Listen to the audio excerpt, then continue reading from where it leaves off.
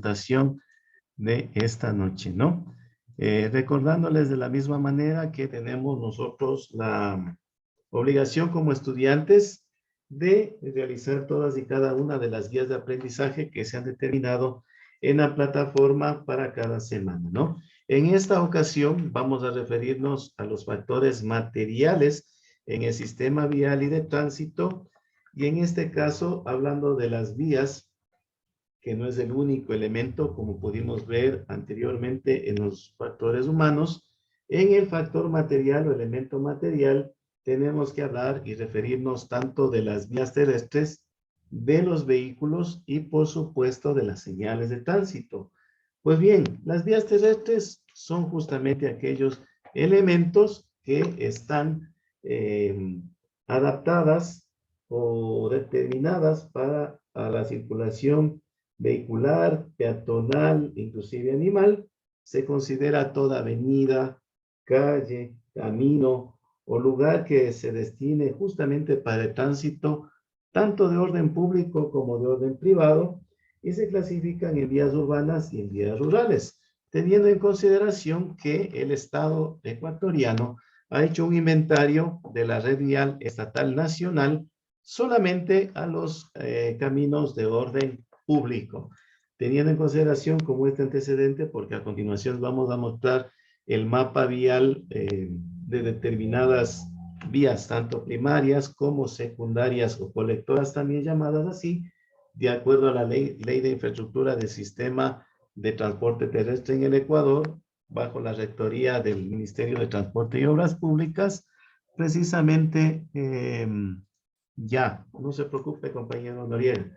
Entonces, justamente vamos a referirnos a las vías terrestres, y en esto mismo tenemos que concluir que se clasifican primeramente en vías urbanas y rurales, ¿no? No dejando con ello a un lado aquellas vías perimetrales que no son ni urbanas ni rurales, ¿no? Y aquellas que por su naturaleza también toman el nombre de autopistas, dada la característica, el uso precisamente de las mismas. También tenemos en el territorio ecuatoriano las autopistas. En este caso, indicarles a ustedes que, por supuesto, dentro de las vías urbanas, como su nombre lo indica, estas están justamente dentro de una ciudad o una población concentrada, ¿no? En un centro poblado. En este caso tenemos que clasificar a la vía urbana de acuerdo a tres factores: a la estructura, a la afluencia vehicular y, por supuesto, al sentido de circulación. ¿A qué se refiere, por ejemplo, la estructura dentro de la clasificación de la vía urbana? ¿No?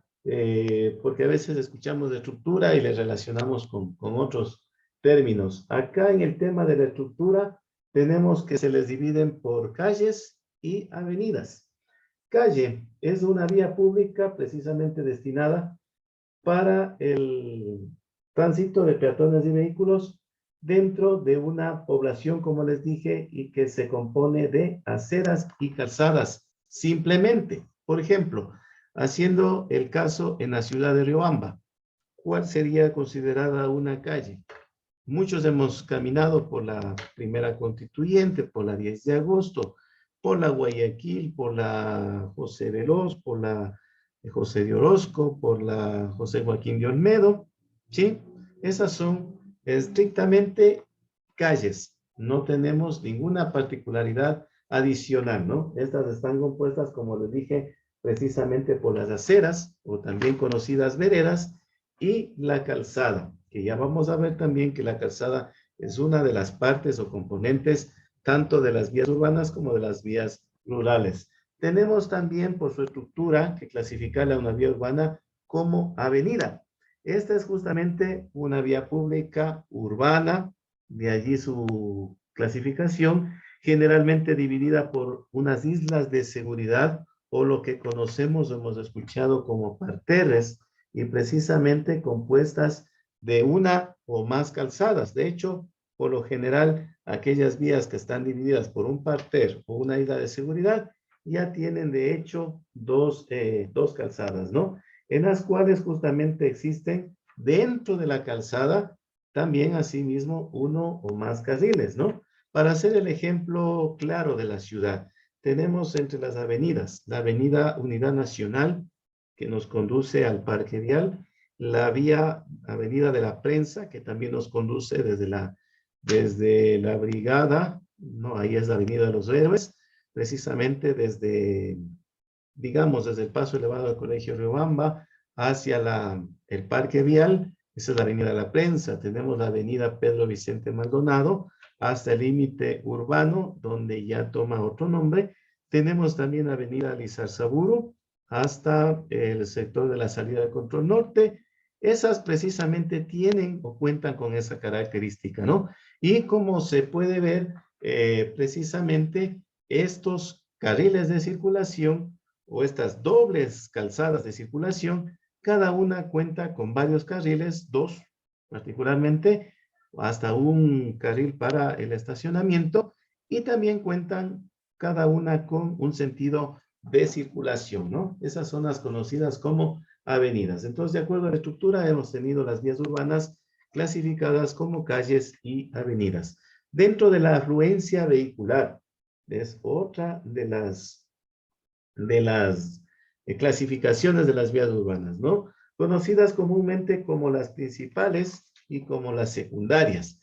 O en la ciudad de Riobamba, también tiene una particularidad, las principales son las longitudinales y las secundarias son las transversales. Las longitudinales o principales, para que nosotros nos vayamos familiarizando con la geografía urbana del cantón, de la zona concentrada poblacional, tenemos que referirnos a la calle Primera Constituyente, la 10 de agosto, la Guayaquil, José Joaquín de Olmedo, Gaspar de Villarroel, Chile, etcétera, ¿no? En sentido, me estoy refiriendo en las vías en sentido este-oeste. Y las vías transversales son, salgamos imaginariamente desde el edificio institucional, la calle la calle Tarqui, la calle 5 de Junio, que es la que rodea el Parque Maldonado, la calle Espejo, también es rodea el Parque Maldonado, la calle Cristóbal Colón, la calle Juan Larrea, la calle España, la calle García Moreno, calle Pichincha, Vicente Rocafuerte y Carabobo, por decir entre algunas conocidas, ¿no? Esto también determina en ciertos sectores, en ciertas ciudades, también la preferencia de paso, es decir, van a tener preferencia de paso cuando haya inexistencia de un semáforo, las vías consideradas como longitudinales o transversales. Y tenemos que ceder el paso a aquellos vehículos que estemos circulando por las vías transversales o secundarias. De acuerdo al sentido de circulación, también es otra de las categorías para la clasificación de las vías urbanas, y se habla justamente que puede tener uno o doble sentido, ¿no? Por ejemplo, vayamos un poquito más al norte de la ciudad, la calle Uruguay, ¿no? Esta tiene doble sentido de circulación. Últimamente hicieron un pequeño experimento y en cierto tramo está determinado para un solo sentido de circulación, ¿no? Tenemos una vía común y corriente de circulación en un solo sentido. Nos podemos referir tal vez a la calle Juan de la Valle, ¿no? Hay un tramo de la calle Juan de la Valle que también tiene doble sentido de circulación, ¿no? En el tramo de la Plaza Alfaro. Esa calle también tiene doble sentido de circulación y es una vía que está considerada dentro del casco urbano. Eso para ejemplificar con calles que nosotros en lo personal conocemos, ¿no? No me veo yo tal vez conociendo con tanta exactitud las calles de otra ciudad, ¿no? Donde yo no vivo, donde yo prácticamente no me he desenvuelto. Tenemos, por ejemplo, también dentro de las vías urbanas que considerar las partes que la componen, ¿no? Podríamos decir que estamos exagerando, estamos hilando muy fino, estamos dando mucha especificidad en el asunto, pero es importante y es necesario considerar también las partes de la vía, ¿no? Tenemos como primera parte la calzada. En el caso de la zona urbana, de los centros poblados, tenemos que referirnos como la calzada, aquella que es la pavimentada o afirmada de la vía pública, ¿no? Si no, es la calle pavimentada o con asfalto, En muchas de las ocasiones tenemos también vías adoquinadas, vías con recubrimiento de piedra, especialmente en el centro histórico de la ciudad, ¿no? Adoquín ornamental también en el tramo desde la Plaza de Toros hacia hacia el Estadio Olímpico, ¿sí? Ustedes pueden observar, pueden darse cuenta también que ha habido procesos de regeneración en los cuales se ha cambiado piedra por asfalto o piedra por adoquín ornamental. Esa precisamente es la característica de la calzada.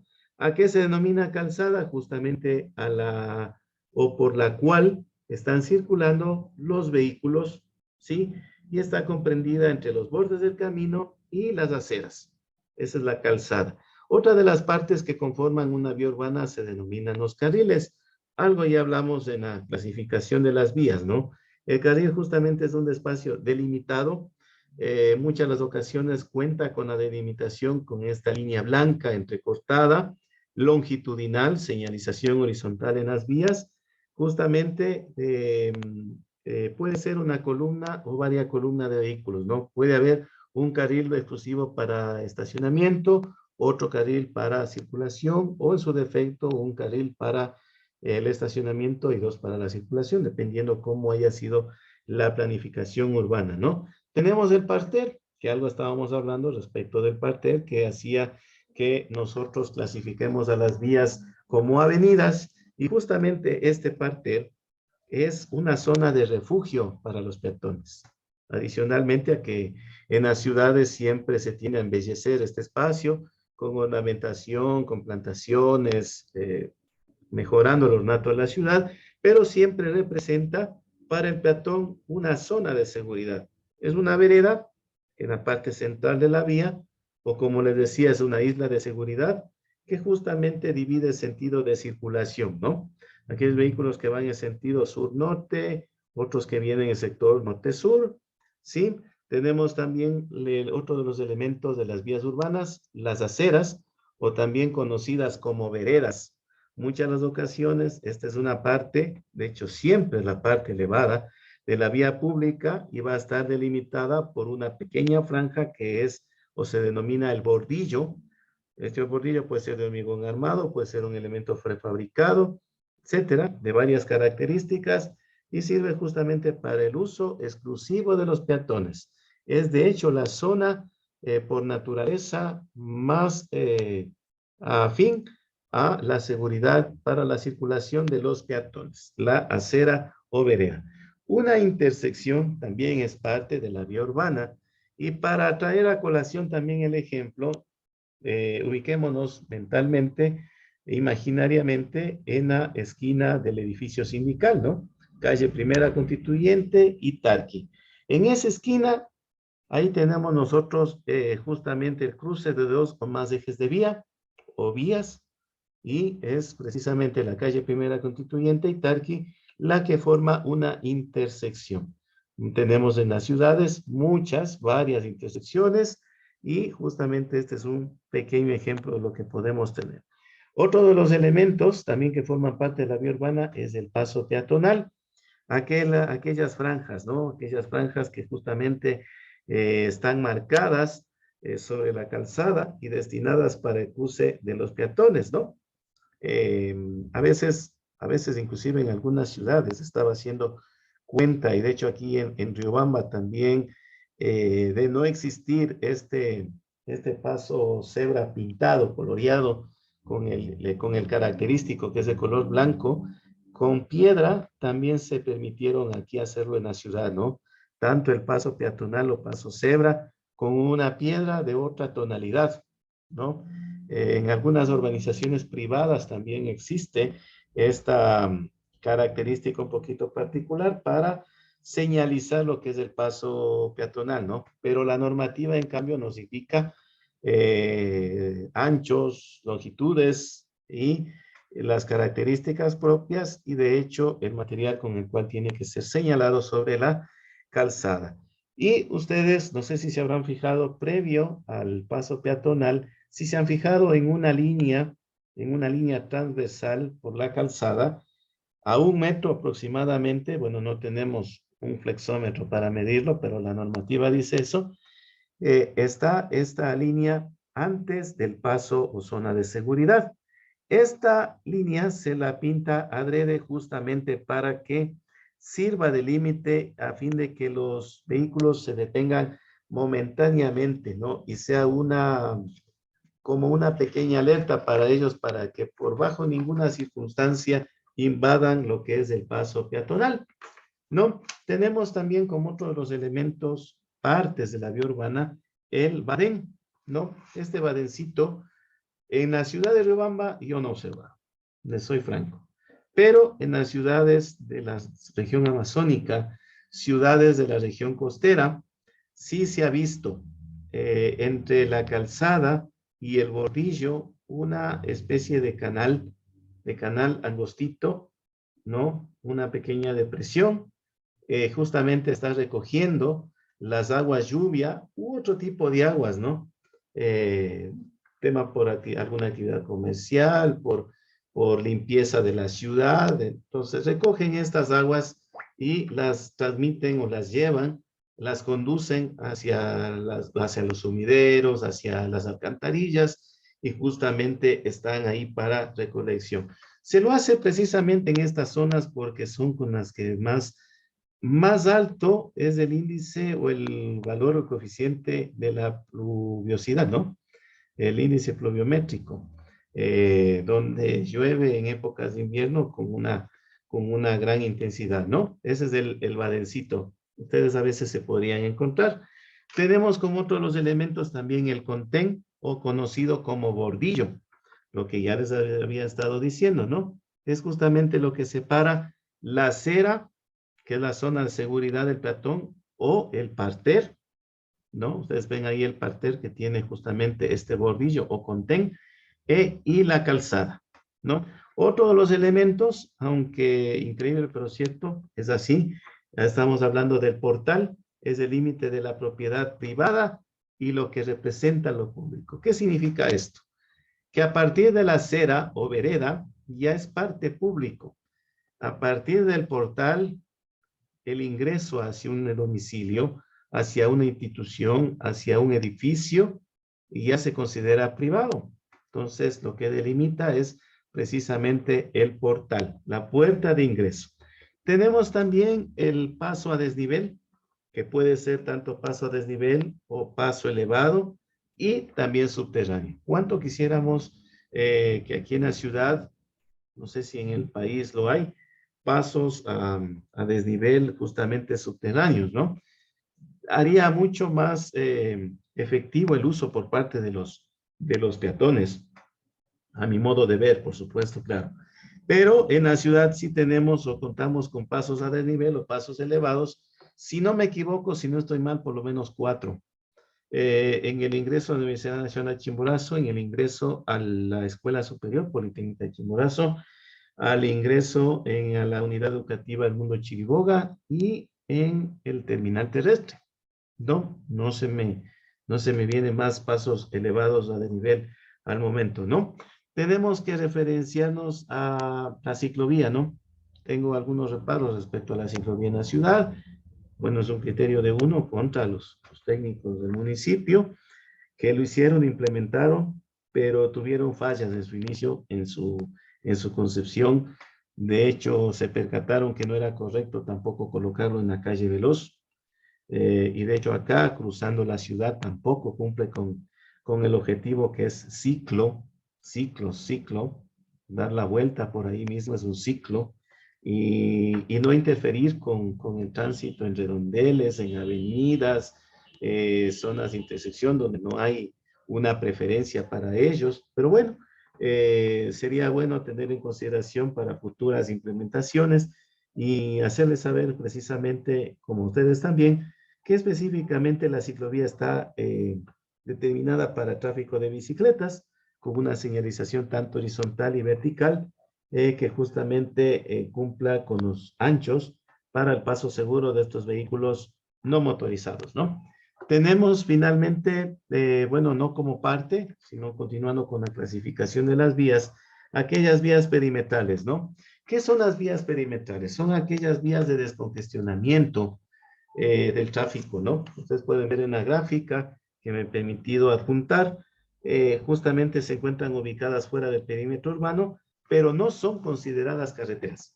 Obviamente sí, sobre ellas van circulando vehículos de transporte pesado, vehículos de transporte de pasajeros, vehículos de carga, ¿no? De alto tonelaje, precisamente sirven estas vías y deben considerarse, deben construirse para el descongestionamiento vial. Acá lo conocemos como paso lateral, es la avenida Monseñor Leonidas Proaño, conecta prácticamente la finalización de la avenida Lezarzaburo con la finalización de la avenida Pedro Vicente Maldonado, ¿sí?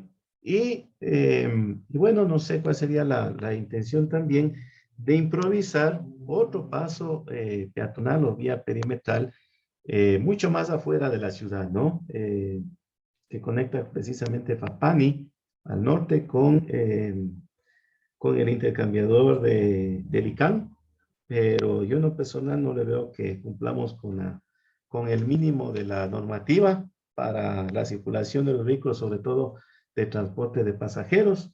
Es una vía que en época de invierno podría representar un peligro, en época de verano afectaría a la salud, sobre todo los moradores del sector y, por qué no decir, a los pasajeros, y generaría también de paso lo que nos preocupa a veces a los que ejercen la actividad comercial de transporte, precisamente el tema de los costos de mantenimiento, ¿no? Pero bueno, esperemos que con el tiempo se vaya mejorando, solucionando, absorbiendo este inconveniente, ¿no?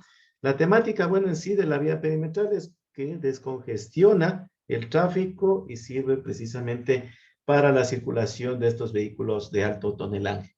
Tenemos las vías terrestres, también las vías rurales, ¿no? Estas, por supuesto, claro está, no van a estar dentro de los límites urbanos, están fuera de los límites urbanos. Estas van a hacer conexión entre ciudades con parroquias, parroquias con comunidades, entre provincias, cabeceras de las provincias, cabeceras cantonales, inclusive entre dos países, ¿no? Por lo tanto, tenemos que hablar de la clasificación de esta vía rural que, como les dije, está fuera de los límites urbanos, está fuera de las ciudades y por lo general tienen doble sentido de circulación, claro está. Tenemos las carreteras internacionales, que son aquellas que comunican dos países fronterizos. Tenemos las carreteras rurales nacionales, que justamente sirven para comunicar los puntos más importantes de un país y recorren, por supuesto, grandes distancias dentro del mismo. Ya vamos a ver con el mapa vial de la red vial estatal que tenemos también. Las carreteras regionales son aquellas que comunican una población con otra de la misma región. Son aquellas conocidas como troncales o vías colectoras, vías secundarias también. Y tenemos las carreteras locales o vecinales, que son aquellas que precisamente sirven para trasladarnos de una población hacia los lugares más apartados, ¿no? Como les decía, puede ser de la cabecera parroquial hacia una comunidad, en el caso de la sierra y en el caso de la costa con los recintos. Tenemos de la misma manera, análogamente como en el caso de las vías urbanas, para las vías rurales también que referirnos a las partes. Muchas de ellas ya son repetidas, ¿no? Coinciden precisamente algunas de las partes y se incrementan otras. En el caso precisamente de las vías rurales, tenemos como la primera de las partes la calzada. Como ustedes pueden observar, es una parte que puede ser pavimentada o afirmada a nivel del astrado, como está ahí justamente una maquinaria trabajando para afirmar dicha vía pública, comprendida entre los bordes del camino y bermas destinadas a la circulación de vehículos y animales. Tenemos lo que es el carril, ¿sí? Como ustedes pudieron escuchar, las vías rurales tienen dos carriles de circulación. Es justamente lo que está delimitado dentro de la calzada, destinado al tránsito de una columna de vehículos en un sentido. Tenemos también otra de las partes de las vías urbanas, de las vías rurales, perdón, los cruces, ¿no? Y los cruces son precisamente aquellas intersecciones entre dos o más vías de uso público-privado, ¿no? Los mismos pasos laterales, estamos hablando de ingresos a zonas industriales, vías periféricas, estamos hablando de accesos o lo que se denomina como partideros hacia cierta comunidad, hacia una parroquia, como les decía, a un recinto. Ahí podemos hablar de la naturaleza y de la existencia de un cruce. Tenemos, por supuesto, otra de las partes fundamentales de las vías rurales, una cuesta, que es un tramo de vía con gradiente o con inclinación de la calzada. Tenemos una gradiente positiva, ¿sí? Cuando estamos subiendo, y tenemos una gradiente negativa cuando estamos bajando en la trayectoria de la vía. Tenemos por normativa, y eso desafortunadamente en algunas vías no se observa, y probablemente sea la limitación económica o temas relacionados con expropiaciones de los terrenos, de las propiedades colindantes, no se aplica por razones económicas a veces lo que se denomina el derecho de la vía, que eso también está implementado en la ley de infraestructura de transporte terrestre en el Ecuador, y nos habla de las bermas o espaldones, ¿no? ¿Quién no ha tenido la necesidad de detenerse a sustituir un neumático reventado? ¿Quién no se ha detenido a ver algún estudio, algún diagnóstico de su vehículo, la parte mecánica? ¿Quién no se ha detenido a colocar algún fluido en el motor de su vehículo? Precisamente la berma o espaldón es una faja lateral adyacente de la carretera pavimentada o no, ¿no? Destinada justamente a soporte lateral de la base, ¿no? Porque la vía, cuando nosotros lo observamos por curiosidad en un extremo, en la parte externa, nos podemos dar cuenta de las fases o de los elementos que la componen, ¿no? Tenemos una grava, tenemos una tierra un poquito más fina, ¿sí? Conocida como ripio, y tenemos ya para una parte granular, y encima de esa parte granular tenemos una capa de asfalto, en el mejor de los casos, ¿no? Entonces sirve inclusive para ir diagnosticando cómo está la, la calidad del trabajo que se ha realizado en determinado momento, en determinada fase, y justamente como les digo, esta eventualmente debe dejarse y eventualmente va a ser utilizada como parada o de emergencia, principalmente de los vehículos, ¿no? Obviamente este criterio de berma o de espaldón cubre, según yo, cubre lo que es el conocido como andén, que es una parte asimismo marginal de la carretera por fuera de cuando tenemos una vía asfaltada, estamos obligados a señalizarla, fuera de la línea blanca que ustedes hayan encontrado comúnmente, justamente destinado al tránsito de los peatones. Obviamente yo tengo mis reparos de manifestar que en lo personal no me gusta que los peatones circulen por los andenes de las carreteras de alta circulación, ¿no? Obviamente por el peligro que esto representa. Y también estaría esta berma o espaldón cubriendo parte de la conocida como cuneta, ¿no? Que es un canalito grande de sección entre calzada y el plano de la vía, que justamente este recoge el agua lluvia, ¿no? El agua lluvia, el agua de algún desborde de aguas de arriba, de un sistema de riego, o inclusive alguna descarga que haga alguna vivienda por ahí aledaña, ¿no? Aunque no es lo correcto, pero sirve para esa finalidad, ¿no? Fundamentalmente para las aguas lluvia, para la recolección. Estas se conectan a las alcantarillas se conectan precisamente a una descarga que por lo general los desviamos hacia las quebradas o hacia los ríos, ¿no? O riachuelos también.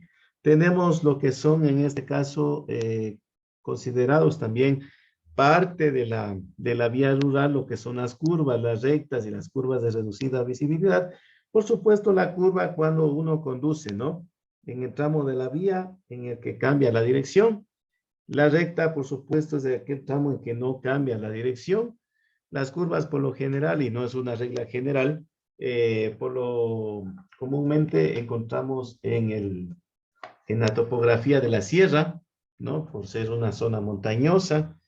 Y en los tramos más rectos podemos encontrarnos en otras vías en la zona amazónica o en la zona costera, y esas son las características, ¿no? Obviamente en la zona bien valga el tema para referirnos en la vía al auto o en la vía hacia el litoral, partiendo de aquí de Riobamba, en determinados sectores nos encontramos con presencia de neblina, lo cual hace que precisamente tengamos curvas de reducida velocidad en las cuales, debido a la configuración, características propias del clima, épocas, no podemos a veces distinguir por suficiente señalización que exista, a veces el ancho total de la calzada, tal vez los vehículos que circulan en sentido contrario.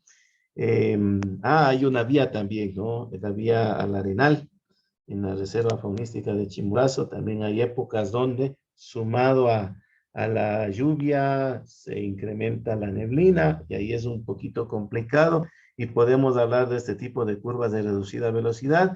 Inclusive vehículos que circulan detrás nuestro tampoco pueden vernos a una longitud o distancia suficiente para todos poder realizar maniobras de seguridad. Por lo tanto, como recomendación, nos permitimos decir que debemos conducir con moderada velocidad y no invadir el carril de sentido contrario hasta cuando usted encuentre las condiciones adecuadas para hacer las mismas, ¿no?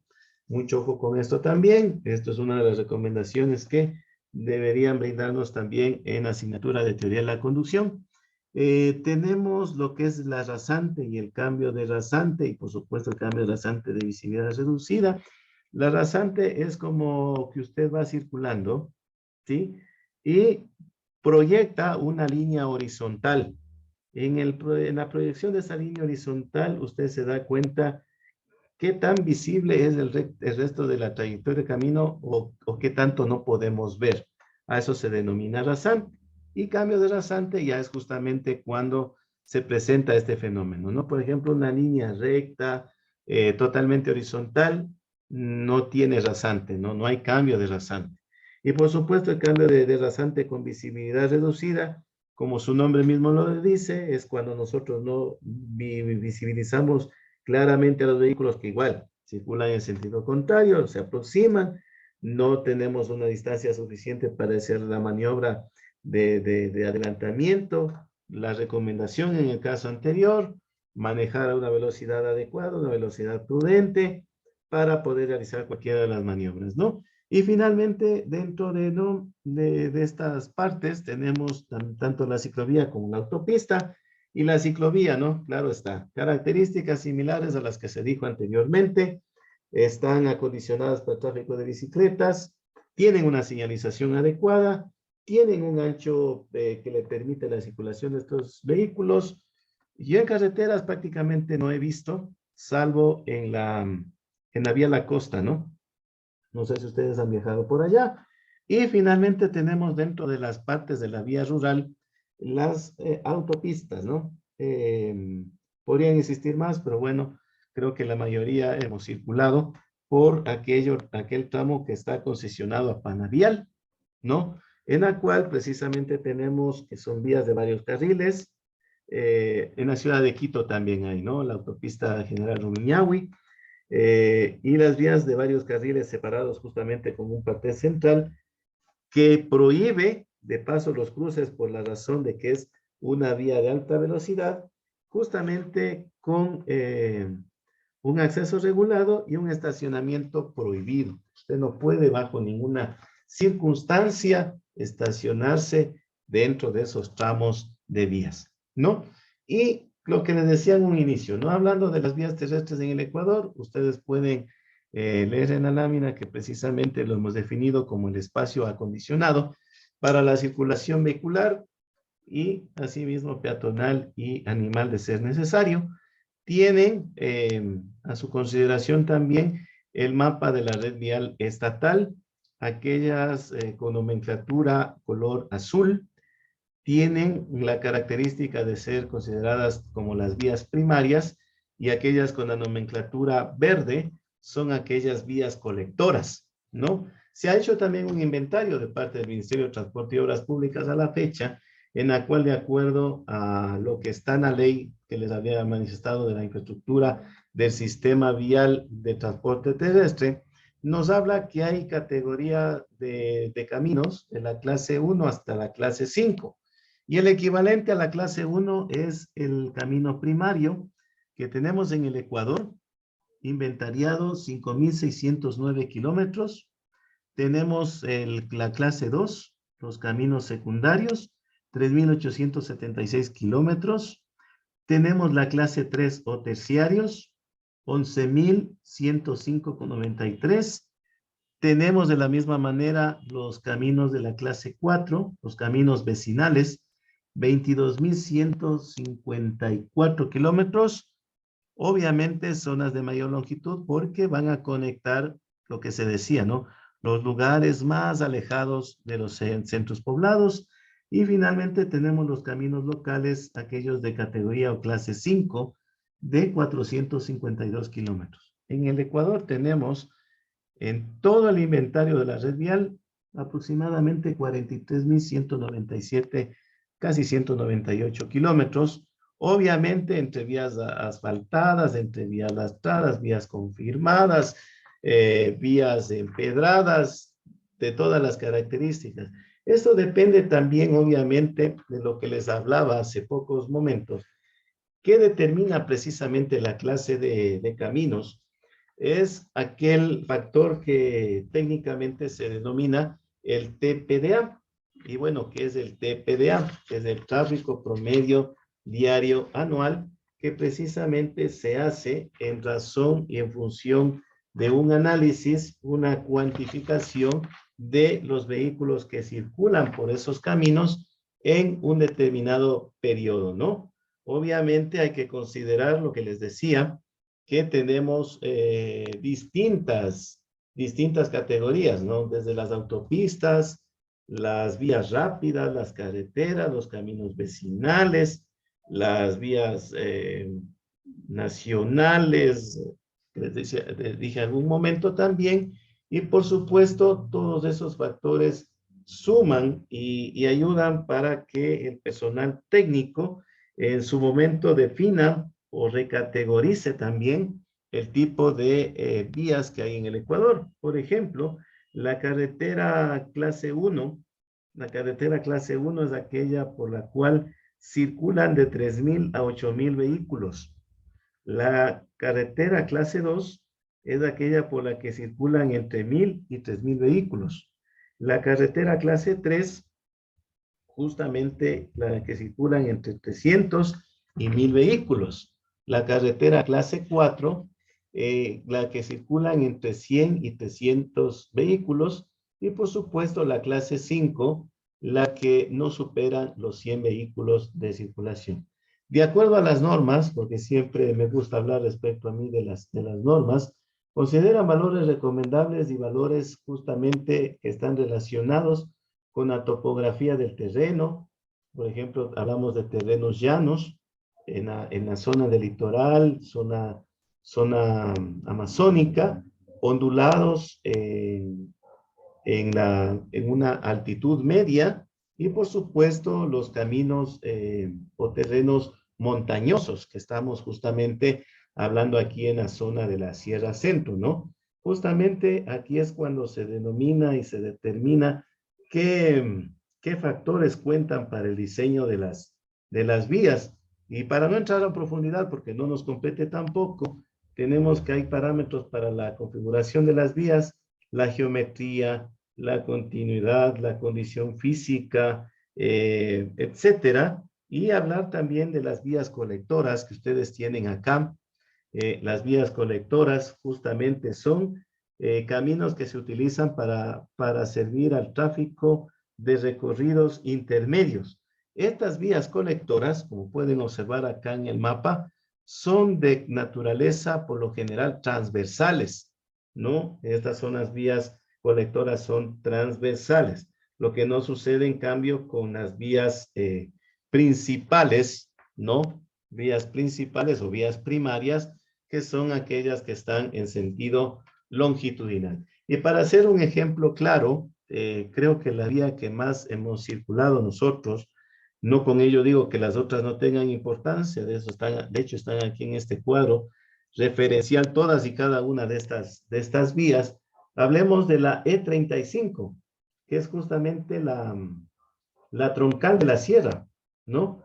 Es aquella de color azul, como les dije, le identifica el símbolo gráfico un cóndor, y esta abarca desde Rumichaca a Quito, Ambato, Riobamba, Cuenca, Loja y Macará, y tiene una longitud de 791 kilómetros, solamente por nombrar una de la troncal principal, ¿no?